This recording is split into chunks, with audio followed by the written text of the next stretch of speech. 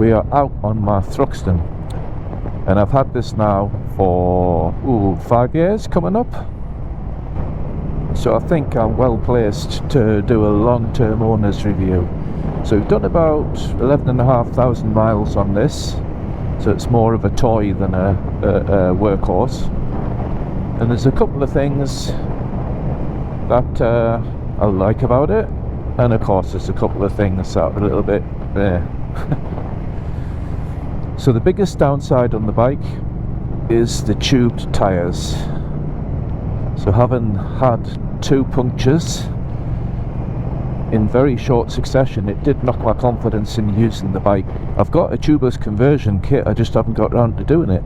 And I think the 2 punctures were caused by something in the tyre that you couldn't find. So I binned that tyre even though it had loads of tread left on it. This light here, this is on when your lights are off, and off when your lights are on. I think I know why that is. And that is, you have your lights on at night and you don't want a great big green light shining at you. So I think that's why that's like that, but it does seem counterintuitive. That's a couple of things I don't like. Let's have a think of things that I do like. Well, one, it's an amazingly beautiful bike in my eyes. I think the attention to detail that Triumph have done, the fact that the throttle bodies are made to look like carburetors, the way the exhaust hides the catalytic converter, makes it look like it's a straight through pipe. That's really, really good. And I think this green is the best colour. Of course, everyone will have a different opinion, but that's my opinion and it's my video. So in terms of performance, it's got so much shove. When you open that throttle up, it's away. I won't do it on this road because it's got gravel down the middle, but for the power and the torque, it delivers it brilliantly. So it's just under 100 horsepower and it's just over 100 newton meters of torque. It's got more power and performance than I would ever use because I'm not a sporty rider. So the engine is just magnificent. But not being a sporty rider and liking to bimble around places highlights another thing, and that is you are leaned quite forward on the bike, so at slow speeds it does make your wrists ache. So servicing the Thruxton, it's every year or 6,000 miles, but there is a 10,000 mile one chucked in there. After the warranty ran out, I decided I'd just service it myself. So I got the manual. So if you keep your bike fully serviced by Triumph and you do small miles, it's probably not too bad. But if you get into the valve clearances and throttle body balances and things like that, servicing might become a little bit pricey. And there is a work of art. So it's this kind of speed and going downhill that hurts the old wrists on the Thruxton. Suspension on the Thruxton, it's fully configurable. You got O-lins on the rear, and you've got shower on the front, the big piston fork. I did a video recently setting it to comfort setting. That's made it a bit more, if you like, soft over the bumps, but the back end doesn't feel as secure, so we'll be tweaking that a little bit. Just as you go around corners, the back end, you just feel a little bit of movement. So getting that suspension set up is probably well worth paying somebody to do it for you. So really good quality components on the suspension. The brakes are Brembo, but a lot of people have a problem with the front brake needing 2 pulls to really get it on. the first pull isn't enough. Second pull makes the brakes work like they should do.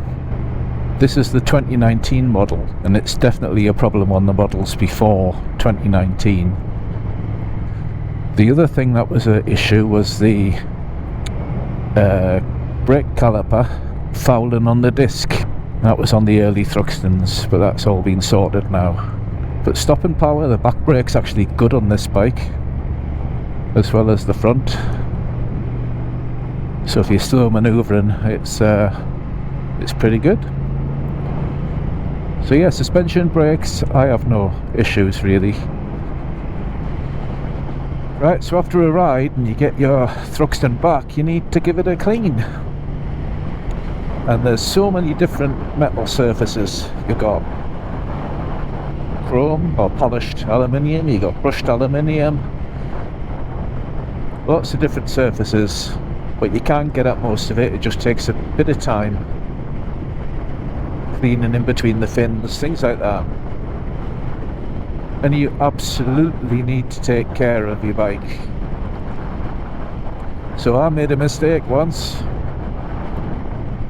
I went out for a ride, got home, and I had been through some mucky stuff, bad weather, it was dirty, shit flinging up off the road, and I was too tired to clean it.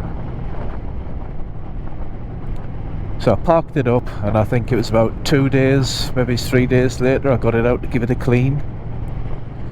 And where stuff had dripped into the bottom of the wheel rim and lay there, because obviously it's on its stand and the water could just lay on the rim, it actually damaged the anodizing on the wheels. Now it wasn't salt, it was just shit. So I don't think the anodizing on those wheels is very good. So I give it a rub, see what could do, but it was pitted, and it actually ended up polishing up a little bit of the rim, so I'll live with that, learn from my mistakes. The annoying thing is I ceramic coat my other bike. I didn't do this one, and I should do, because it's got more delicate bits and pieces on it, so silly me. So yep, cleaning, make sure you clean it. It's not really more to say. It's a beautiful bike. The head turner. It's got a great engine for riding around twisty roads, fast roads. They'll do what you want. And it gets up to legal speeds very quick because of that torque. And that's available to you quite a way through the rev range. Would I recommend one? Absolutely. So would I get rid of it? I don't think so. I'll keep it. I love it. When the Street Triple came out, the new 765, I had a look and thought, should I part exit? The price I was offered for my bike meant I only had to put in about £3,000, and I thought, oh. Then I got home, looked at me Thruxton and thought, nope. So yeah, that's it. Brilliant bike, good quality, just keep it clean and you'll not go wrong. So that's it, Gordon from North Biker, long-term review of the Triumph Thruxton R.